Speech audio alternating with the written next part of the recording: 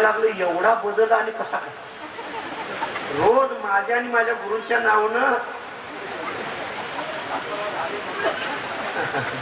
शिव्या देणारी आणि एवढा ते रोज जेवण घेऊन चालली म्हणे गुरुंना पण जरा द्या, तुम्ही पण घ्या. अहो तुमचे पाय दुखत असतील हो डोंगरात फिरून फिरून. हा तुम्हाला मी आंघोळी घातली असते पण तुम्ही घरी येत नाही. असू द्या तुमची सेवा करतोय. हो सेवा, ज्याला विश्वासच बसेल माझ्या बायकोत एवढा बदल. आणि एक दिवशी तिनं सांगितलं 8 दिवस सेवा केली आणि मालक हातात आलेला अंदाज आहे. जरा जुना अनुभव असतोच की हे आता पागळलंय विरगळलं हे लक्षात आलं. तिनं सांगितलं हो मला पण तुमच्या गुरुची सेवा करायची जरा संधी द्यायची. म्हणजे काय करणार म्हणजे तुम्ही एकटे कसं सेवा करता? तुमच्याकडे आम्ही परमार्थाला लागू. त्यांना घरी बोलवा, त्यांना आंघोळी घालू, जेवण घालू. आणि या येडपटाला खरंच गेलं अहो माझ्यात बदल झाला यात न बोलणे आमच्या बायकोतही बदल. ती उद्या आपल्याला घरी बोलवते, तुम्हाला आंघोळी घालायचं म्हणते, तुम्हाला जेवण घालायचं म्हणते. महाराज म्हणे काय हरकत नाही, तुमच्या परमार्थात प्रगती झाली तर माझा आनंद आहे, चला तो. शिनं मनात ठरवलं घेऊनच यावं.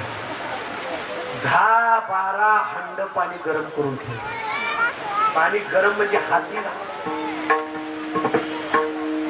शिक्षाच द्यायची. उभं शिक्षा. यांच्यामुळे माझा संसार उद्ध्वस्त झाला. आणि या 10-12 हंड्याच्या पाण्यातून जर वाचले तर दुसरा प्रयोग विष घालून अन्न तयार करू. चला निघाले.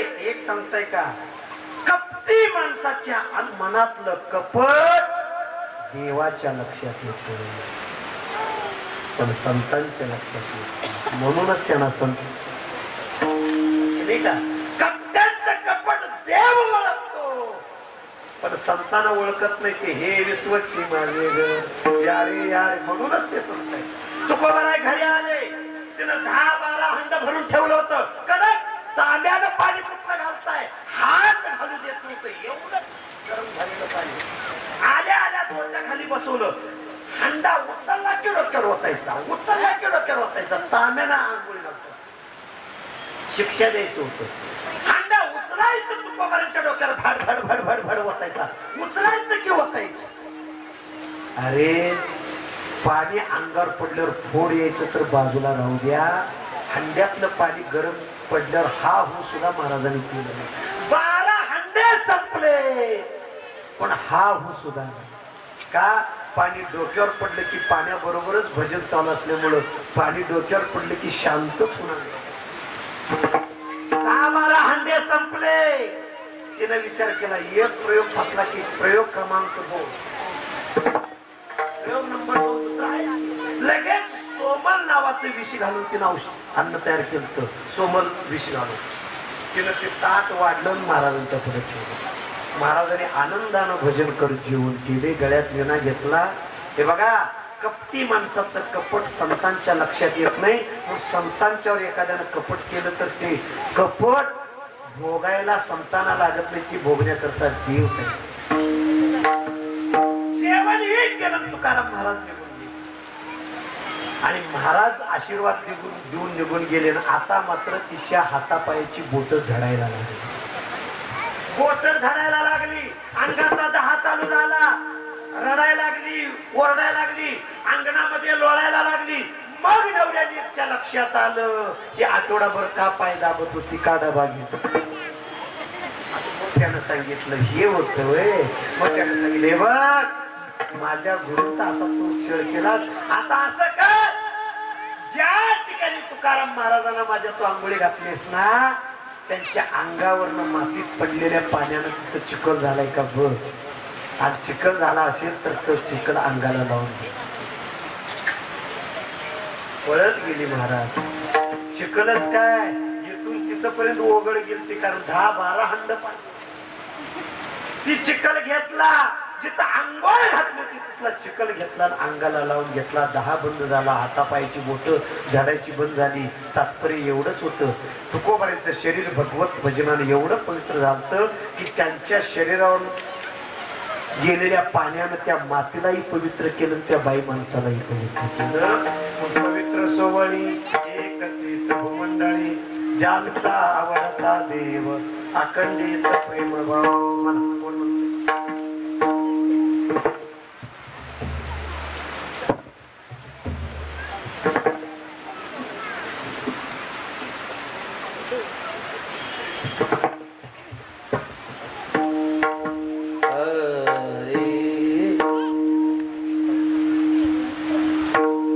पवित्र सोहळी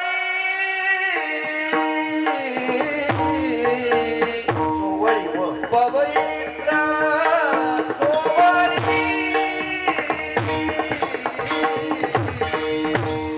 पवित्र